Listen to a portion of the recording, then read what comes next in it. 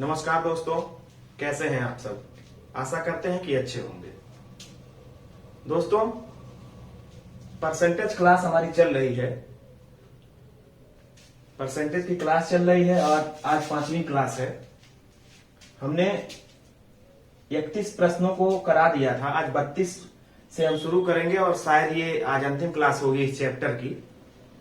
तो उम्मीद कर रहे हैं और आशा भी ये करते हैं कि आप लोगों की पढ़ाई जो है निरंतर चल रही होगी।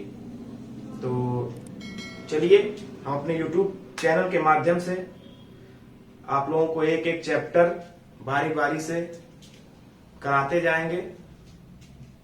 तो चलिए, देर न लगाते हुए शुरू करते हैं। ये प्रश्न है 32वां। किसी कक्षा के 72% विद्यार्थियों ने विज्ञान तथा 44% ने गणित विषय लिए। ठीक, कोई कक्षा है जिसमें 72% विद्यार्थियों ने विज्ञान चुना तथा 44% विद्यार्थियों ने जो है वो गणित चुना। ठीक, यदि प्रत्येक विद्यार्थी ने विज्ञान तथा गणित विषय में से कम एक विषय चुना हो, मतलब कि प्रत्येक व्यक्ति ने कोई ना कोई एक विषय चुना है। ठीक, चाहे विज्ञान चुना है या तो फिर वो गणित चुना है।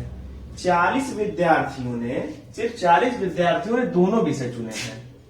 तो कक्षा में कुल विद्यार्थियों की संख्या हमको बतानी है।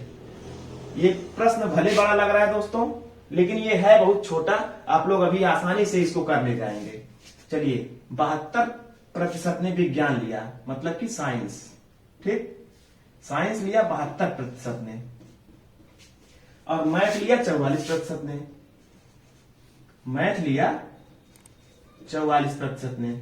हमने जब इनको जोड़ा तो हो गया कितना, 4 2 6 और 7 4 11, 116% हो गया ये। मतलब कि कोई भी चीज होती है, कोई भी वस्तु होती है 100% होती है, और ये 116% हो गया।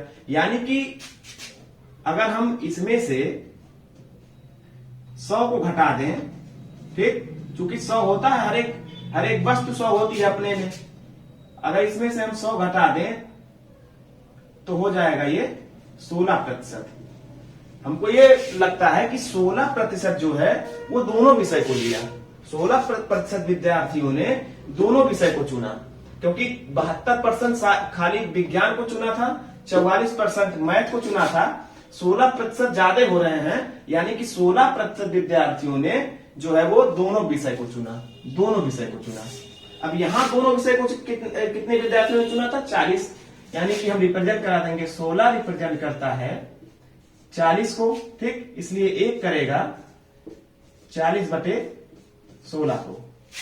अब इसे हम काट देते हैं, 8 दूनी 16 और 8 पंजे 40, मतलब ये आ गया 5/2। ठीक, 1% रिप्रेजेंट करता है 5/2 को, इसलिए 100 करेगा। 100% रिप्रेजेंट करेगा 5/2 गुणे 100। आप लोग को समझ में आए तो आप पीछे का वीडियो जाके देख लें, आपको अच्छे से समझ में आएगा। सारी चीजें बहुत ही सरल तरीके से समझाई गई हैं। ये 2 से हम काट देते हैं, 2 से 20 बार जाएगा, नहीं 50 बार जाएगा, सॉरी 50 बार जाएगा। ये कितना हो गया, बचा कितना, 5 गुणे 50, यानी कि हो गया 25, 250 विद्यार्थी। 250 विद्यार्थी जो है, कक्षा में कुल कितने विद्यार्थी हैं? 250 विद्यार्थियों की ये बात हो रही थी दोस्तों। ठीक, उम्मीद करते हैं और आशा करते हैं कि आप लोगों को अच्छे से समझ में आ रहा होगा। अगला प्रश्न है दोस्तों, अगर आप लोगों ने हमारे चैनल को अब तक सब्सक्राइब नहीं किया है तो सब्सक्राइब कर लें और वीडियो के अंत तक जरूर बने रहें, ताकि आपको ये चैप्टर, आपको ये क्लास अच्छे से समझ में आए। और वीडियो को लाइक करते रहें, शेयर करते रहें। अगला प्रश्न है, किसी कक्षा में लड़के तथा लड़कियां 3:2 के अनुपात में हैं। मतलब बॉयज कितने हैं और गर्ल्स 3:2 के अनुपात में है ये। ठीक, यदि 20% लड़के और 30% लड़कियां छात्रवृत्ति लेने वाली हो, मतलब 20% लड़के उसमें से छात्रवृत्ति लेते हैं और जो है 30% लड़कियां छात्रवृत्ति लेती हैं, तो छात्रवृत्ति ना लेने वाले विद्यार्थियों का प्रतिशत ज्ञात करना है हमको। मतलब कि 20% लड़के छात्रवृत्ति लेते हैं और 30% लड़कियां लेती हैं। तो कुछ बच्चे ऐसे भी तो हैं जो छात्रवृत्ति नहीं लेते हैं, वो कितने परसेंट हैं ये हमको ज्ञात करना है। ठीक, अब यहां चलिए 3:2 के अनुपात में बॉयज एंड गर्ल्स हैं, तो अब 20% लड़के लेते हैं छात्रवृत्ति, तो 3 का हम 20% निकाल लेते हैं कि कितने लड़के लेते हैं छात्रवृत्ति, ये हमको पता चल जाएगा। नहीं सॉरी, अगर जो 20% लड़के छात्रवृत्ति लेते हैं, 20% लड़के अगर छात्रवृत्ति लेने वाले हैं, तो कितने परसेंट नहीं लेने वाले हैं? 80%। भाई अगर 20% छात्रवृत्ति लेते हैं तो 80% हुआ ना, 100 होने के लिए 80 बचा, तो 80% जो है छात्रवृत्ति नहीं लेते हैं। अब यहां देखिए, अगर 30% लड़कियां छात्रवृत्ति लेती हैं, तो छात्रवृत्ति ना लेने वाली लड़कियां कितनी हुई? 70%। 70% हो गई जो छात्रवृत्ति नहीं लेती हैं। अब आइए हल करते हैं। टोटल बॉय थे 3, ये 80% नहीं लेते थे, तो इसका 80% हम निकाल लेते हैं। ये 0 से ये 0 कट गया। ठीक, और फिर काटते हैं 2 से, 2 चौके 8, 2 5 10। ठीक, अब ये हो गया 4 तियां 12, 12 बटे हो गया 5। फिर काट देते हैं 5 से, 5 दूनी 10, 5 दूनी 10 हो गया, 10 हो गया, यहां 20 हो गया, 5 चौके 20। ये हो गया 4.2, 2.4 बच्चे ऐसे हैं जो छात्रवृत्ति नहीं लेते हैं। ठीक, लेकिन ये सिर्फ अभी बॉयज की संख्या है। आइए गर्ल्स की संख्या निकालते हैं। ये 2 हैं, 2 गुणे 70, ये 70% जो दिया है छात्रवृत्ति नहीं लेने वाली लड़कियों की संख्या है। 100 से भाग दे दिए, 0 0 कट गया, 2 से 5 बार गया, 10 कट गया। ठीक, यहां बचा कितना? 7/5। 5 से 7 में अगर भाग देंगे हम, तो 5 1 कम 5 हो जाएगा, बचा 2, 10 आ गया, यहां हो गया 20 को अगर 5 से भाग देंगे तो 5 चौके 20, 1.4 हो गया। ठीक, ये छात्रवृत्ति नहीं लेने वाली लड़कियों की संख्या आ गई। ठीक, अब यहां टोटल लड़कियां, तो यहां पूछा है विद्यार्थियों का प्रतिशत ज्ञात करो जो छात्रवृत्ति नहीं लेते हैं। अब ये हो गए और ये बॉयज ये गर्ल्स दोनों को जोड़ लेते हैं। ठीक, कितना हो गए? 2 1 3 और 4 ये 0.4, 3.8 हो गए। 3.8 विद्यार्थी जैसे हैं, 3.8 विद्यार्थी ऐसे हैं जो ये छात्रवृत्ति नहीं लेते हैं। लेकिन हमको विद्यार्थी संख्या नहीं ज्ञात करनी है, हमको परसेंटेज, इसका परसेंटेज ज्ञात करना है कि कितने परसेंट विद्यार्थी जो है छात्रवृत्ति नहीं लेते हैं। अब चलिए टोटल यहां कितने हैं? 3 बॉयज थे, 2 गर्ल्स थी, यानी कि 5। टोटल विद्यार्थी 5 थे। अब यहां विद्यार्थी जो नहीं लेते हैं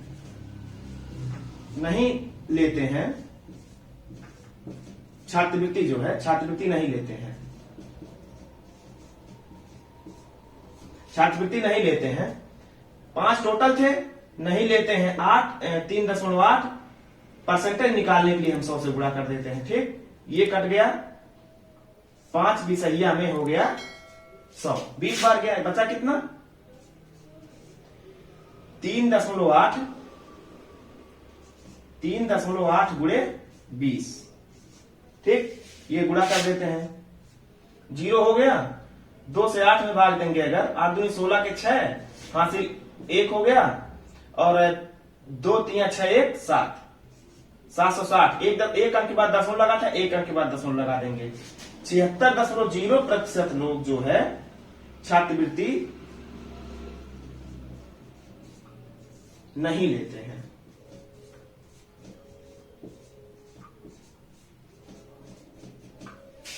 दोस्तों, आप जब प्रश्नों को अच्छे से पढ़ेंगे और अच्छे से उसको हल करेंगे, एक एक स्टेप को समझेंगे, तो आपको अच्छे से समझ में आएगा और अच्छे से प्रश्न होता चला जाएगा। कहीं भी आपको समस्या का सामना नहीं करना पड़ेगा।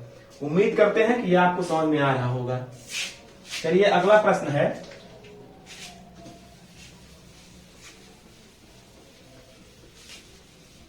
अगला प्रश्न है, यदि 120 किसी संख्या का 20% हो, ठीक, तो उस संख्या का 120% कितना होगा।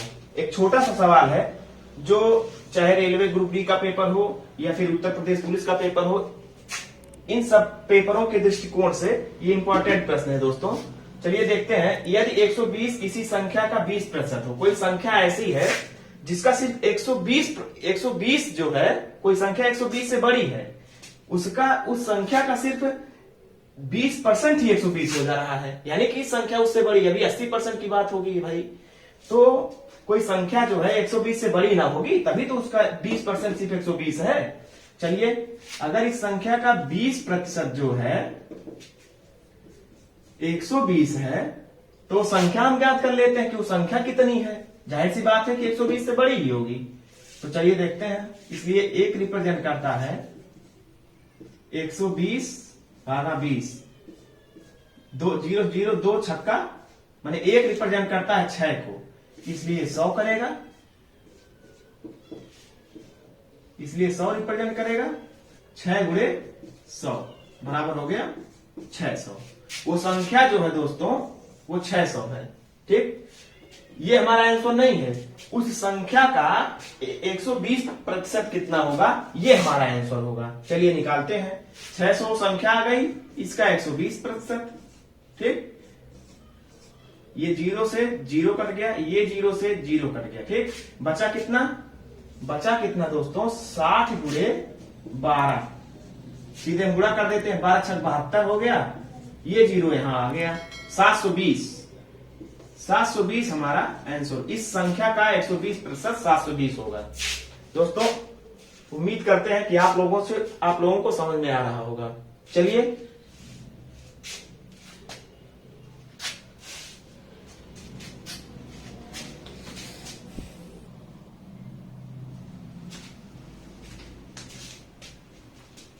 चलिए दोस्तों देर न लगाते हुए 35वें प्रश्न की ओर आगे बढ़ते हैं। ये क्या कह रहा है, यदि x का 35% बराबर 700 का 40% है, तो x का मान हमें ज्ञात करना है। कुछ नहीं है, बस ये करना है, x का 35% लिख लेते हैं सीधे, x का 35%, ठीक, बराबर 700 का 40% का मतलब गुणा, प्रतिशत निकालने के लिए हम भाग दे देते हैं, ठीक, 100 से। अब इसे हल कर देंगे। देखिए पहली बात, ये 100 से ये 100 कट गया, सीधा सीधा, कोई दिक्कत नहीं, ठीक। अब ये हो गया 35 दूनी 70, 2 बार गया, ये 0 बच गया, 20 हो गया, ठीक, 20 हो गया। अब x बराबर ये बचा 20, ये हो गया गुणे 40, बराबर हो गया 4 दूनी 8, ये 0 1 0 बढ़ गया, ये 0 2 0 हो गया, 800। यही हमारा आंसर है, ठीक। बहुत आसानी से, सिर्फ आपको काटने आना चाहिए, डिवाइड करने आना चाहिए, ठीक। ये देखिए एक बार फिर से बता देते हैं, ये बीच में बराबर का निशान है, 100 यहां है, 100 यहां है, 100 से 100 कट गया, ठीक। अब ये 35 है, ये 700 है, 35 से 70 कट गया, 2 बार गया, ये 0 बच गया, उतार दिए, ठीक। बच हमारे पास गया क्या, सब कट गया, सिर्फ 20 बचा और गुणे 40 बचा, 20 गुणे 40 को गुणा कर दिया, 800 आ गया आंसर, ठीक। उम्मीद करते हैं कि आप लोगों को आसानी से समझ में आ रहा होगा। अगला प्रश्न है, यस के 20% का 15% बराबर 126, तो यस का मान ज्ञात करना है हमें। यस के 20% सीधे लिख देते हैं, यस का मतलब गुणा 20% बटे 100 का मतलब गुणा 15% बटे 100 बराबर 126, ठीक। सेम पहले जैसे है, इसे भी हल कर देते हैं। ये 20 25 100 हो गया, ठीक, 20 25 100 हो गया, 5 3 15 हो गया, अब 5 बिसहिया में 100 हो गया। बचा क्या हम लोगों के पास, बचा 1/5 गुणे 3/20 बराबर 126, ठीक। ये बचा, हम लोग सीधे इसको काट देते हैं, 3 से 3 चौक के 12, 3 दूनी 6, 42 हो गया। अब ये हो गया 5 गुणे 20, 100 हो गया। और 100 का सीधे गुणा हो जाएगा 42 में, 42 गुणे 100 हो जाएगा, बराबर हो जाएगा 4200। ये हम लोगों का आंसर। बहुत ही आसानी से एक एक प्रश्न हल होते जा रहा है। आप लोग मेहनत से पढ़ेंगे, मेहनत से रिवाइज करेंगे तो आपको किसी भी प्रश्न में कोई भी समस्या नहीं होगी। 37 नंबर प्रश्न है, यदि यम बराबर 8x और यन बराबर 6x तो यन यम से कितने प्रतिशत कम है। दोस्तों ये बहुत छोटा प्रश्न है लेकिन उलझाने वाला प्रश्न है। जिसका बेसिक नहीं सही रहेगा वो इस प्रश्न को, इन जैसे प्रश्नों को नहीं कर पाएगा। और एक चीज हम ये बता देना चाह रहे हैं कि आप लोग अच्छे से रफ में नोट करेंगे, एक एक स्टेप नोट करेंगे तो कोई समस्या आपको नहीं होगी। ठीक दोस्तों, अगर इस चैनल पर आप लोग नए हो तो आप लोग चैनल को सब्सक्राइब करिए, वीडियो को लाइक करिए और शेयर करिए।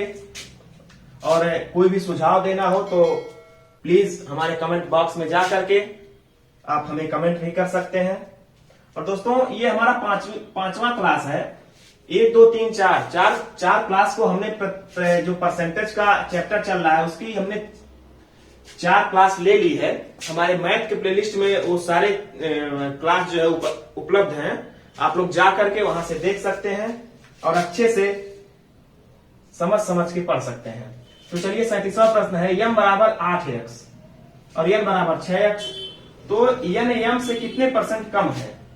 यन जो है यम से कितने परसेंट कम है। यम कितना है, यम 8 है, ठीक, और यन कितना है 6, कितना कम है, 2 कम है।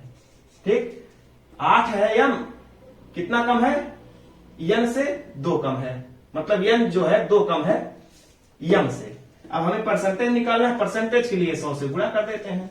ठीक, 2 से कट गया 8, 4 बार गया, और 4 से कट गया 100, 25 बार गया। ठीक, ये हो गया 25%। मतलब यन जो है यम से 25% कम है। ठीक, बहुत ही आसानी से हल हो रहे होंगे। ये अंतिम प्रश्न आपको ये दोस्तों ये बता देना चाह रहे हैं कि 38वां प्रश्न जो है हमारे इस चैप्टर का अंतिम प्रश्न है। अब हम आगे से दूसरे चैप्टर की तरफ आगे बढ़ रहे हैं धीरे धीरे। दूसरा चैप्टर जो है हम कल अपलोड कर देंगे बहुत जल्द आप लोगों के समक्ष अपने YouTube चैनल के माध्यम से। ये 38वां प्रश्न है दोस्तों,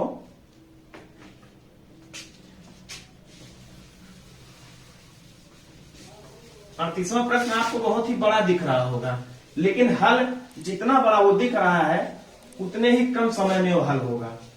आप लोग अभी देखिएगा, जितना समय आपको समझने में लगेगा उससे बहुत कम समय आपको हल करने में लगेगा।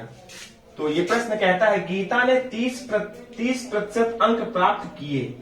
ठीक, गीता ने 30% अंक प्राप्त किए और 50 अंकों से फेल हो गई।